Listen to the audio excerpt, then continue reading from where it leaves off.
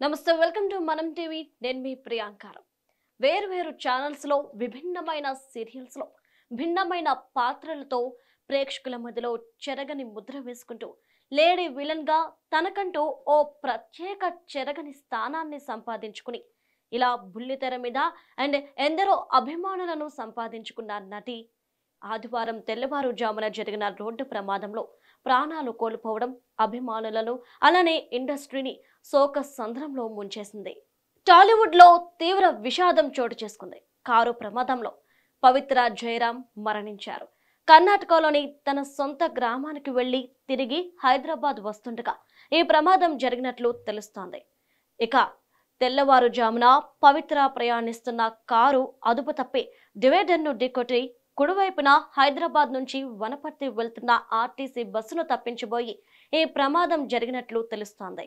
ఇక ఇదే నేపథ్యంలో ఆమెతో పాటు కారులో తన తోటి నటులు కుటుంబ సభ్యులు ఉన్నట్లు తెలుస్తోంది. వారిలో పవిత్ర మరణించగా డ్రైవర్ శ్రీకాంత్ తోటి నటుడు చంద్రకాంత్ కు తీవ్ర గాయాలైనట్లు తెలుస్తోంది. ఇక ఈ యాక్సిడెంట్ ను గమనించిన స్థానికులు వెంటనే పోలీసులకు సమాచారం అందించారు.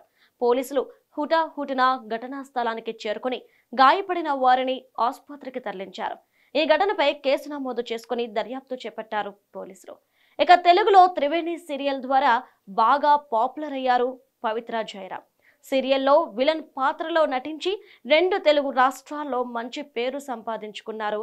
అలానే కన్నడ సీరియల్ హీరో ఫ్యామిలీ ద్వారా బుల్లితెరకు ఆ తర్వాత వరుసగా అవకాశాలు అందుకుంటూ తనకంటూ ఓ ప్రత్యేక గుర్తింపును సంపాదించుకున్నారు. ఇక తెలుగులో త్రివేణి సీరియల్ తిలోత్తమ పాత్రలో నటిస్తూ ఎందరో అభిమానులను సంపాదించుకున్నారు పవిత్ర జయరాం. ఇక పవిత్ర జయరాం అర్ధాంతరంగా మరణించడంతో తన కుటుంబ సభ్యులతో పాటు అభిమానులు ఇటు సినీ ప్రముఖులు తీవ్ర విషాదంలో మునిగిపోయారు.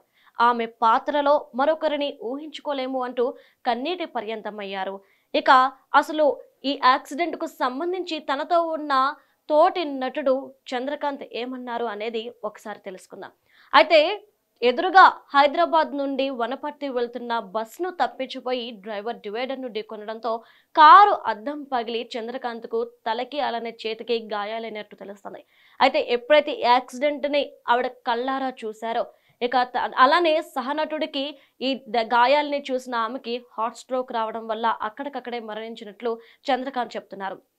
ఇదే నేపథ్యంలో చంద్రకాంత్ కూడా అసలు ఏం జరిగింది అనేది తెలియదు. ఆవిడ మరణించిన వార్త కూడా తనకి తెలియదు. ఎందుకంటే ఆ దెబ్బ తగలగానే తను స్పృహ కోల్పోయినట్టు అలానే తెల్లవారుజామున 4 గంటలకు ఆమె మరణ వార్త తెలిసింది అంటూ కూడా చంద్రకాంత్ చెప్పుకొచ్చారు. ఇక ఒక్కసారి పవిత్ర జయరాం జీవిత చరిత్రను తెలుసుకుందాం. అసలు ఆవిడ ఎక్కడ పుట్టారు, ఎంతవరకు చదువుకున్నారు, ఇండస్ట్రీలో ఇంత మంచి పేరు సంపాదించడానికి వెనుక, ఇంతమంది అభిమానులను సంపాదించడానికి వెనుక ఆమె కష్టం ఎంతుంది అనేది ఒకసారి తెలుసుకుందాం. ఇక పవిత్ర జయరాం కన్నడలో జన్మించారు. ఇక కన్నడలో జన్మించిన ఆవిడ ఒక మధ్య తరగతి కుటుంబానికి చెందిన ఆవిడ. అయితే ఈవిడ 10th క్లాస్ వరకు చదువుకున్నారు. మంచి మార్క్స్ తో 10th క్లాస్ పాస్ అయిన పవిత్ర జయరాంను +1 చదువుతున్న టైంలో తల్లిదండ్రులు బలవంతంగా వాళ్ళ బంధువులైన వ్యక్తికి ఇచ్చి పెళ్లి చేశారు. అప్పుడు ఆమె వయసు 16 సంవత్సరాలు. 16 ఏళ్లలో పెళ్లి చేసుకున్న పవిత్ర జయరాంకు ఒక కూతురు, ఒక కుమారుడు జన్మించారు. తర్వాత భర్త పెడుతున్న నరకం అలానే భర్త సరిగ్గా లేకపోవడంతో తల్లిదండ్రులకు చెప్పి వాళ్ళ సహాయంతో భర్త నుండి విడిపోయింది పవిత్ర జయరాం. అప్పటికే ఆమెకి పిల్లలు ఉండడంతో తల్లిదండ్రుల సపోర్ట్తో తల్లిదండ్రులను తీసుకొని బెంగళూరు వచ్చేసింది. ఇక బెంగళూరు వచ్చిన తర్వాత వారి ఆర్థిక పరిస్థితి మరింత దిగజారింది. ఇటు తల్లిదండ్రుల్ని పిల్లల్ని పోషించుకోవాలి, వారి బాధ్యత అంతా కూడా పవిత్ర జయరాం మీదే పడడంతో ఆవిడ పని చేయడం స్టార్ట్ చేశారు. ఇక చిన్న చిన్న పనులు చేసుకుంటూ హౌస్ కీపింగ్ గా కూడా ఆవిడ చేశారు. ఆ తర్వాత ఒక షాప్ లో సేల్స్ గర్ల్ గా ఆవిడ వర్క్ చేశారు. అయితే ఒంటరి మహిళ కావడం, పెళ్ళయి భర్తతో విడిపోవడం, పిల్లలుండి పరువు బాధ్యతలు మోస్తున్న ఆమెపై ఎంతో మంది ఎన్నో రకాలుగా ఏదో ఒకటి అంటూ రావడం, తన ముందు ఏమీ మాట్లాడకపోయినా తన వెనుక తన గురించి రకరకాలుగా మాట్లాడుకోవడం, తనల్ని ఇబ్బందులకు గురి చేయడం, ఈ కారణంగా ఆమె చేస్తున్న ఉద్యోగం నుండి కూడా బయటకు రావాల్సి వచ్చింది. ఇక ఈ నేపథ్యంలో తను ఇవన్నీ చూసిన, ఇన్ని అవమానాలు భరించిన ఆమె ఏదో ఒక విధంగా డబ్బు సంపాదించాలి, మంచి పేరు సంపాదించాలి అని చెప్పి సంకల్పం పెట్టుకుంది.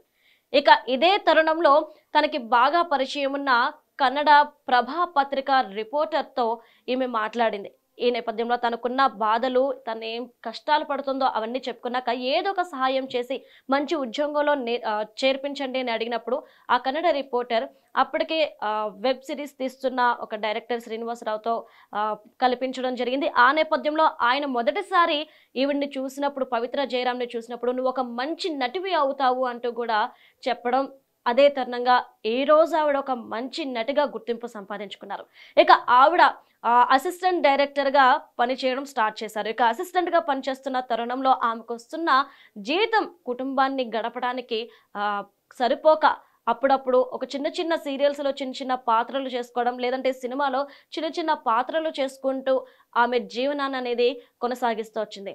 ఇక ఇదే నేపథ్యంలో కన్నడలో ఒక సీరియల్లో హీరో సిస్టర్ క్యారెక్టర్ ఆమెకి రావడం, అదే తనకి ఒక మంచి క్యారెక్టర్ పడింది. ఈ నేపథ్యంలో ఆమె ఆ పేరుని నిలబెట్టుకోవడానికి, అంటే ఆ క్యారెక్టర్ నిలబెట్టుకోవడం కోసం ఆవిడ చాలా కష్టాలు పడింది. ఎందుకంటే మొదట్లో ఆవిడ ఆ క్యారెక్టర్కి న్యాయం చేయలేకపోయింది. అందరూ కూడా నువ్వు చెయ్యలేవు, నువ్వెందుకు ఇట్లా అనడం వల్ల ఆమె చాలా డిసప్పాయింట్కి గురయ్యారు. కానీ ఇంట్లో తల్లిదండ్రులు, పిల్లలు అందరూ పడుకున్నాక అద్దం ముందుకెళ్ళి తాను స్క్రిప్ట్ని ప్రాక్టీస్ చేయడం అనేది జరిగేది. సో ఆవిడ ఎంత కష్టపడింది అంటే దానికి నిదర్శనం ఈరోజు ఆమె సంపాదించుకున్న అభిమానులు, ఆమె సంపాదించుకున్న పేరే చెప్తుంది.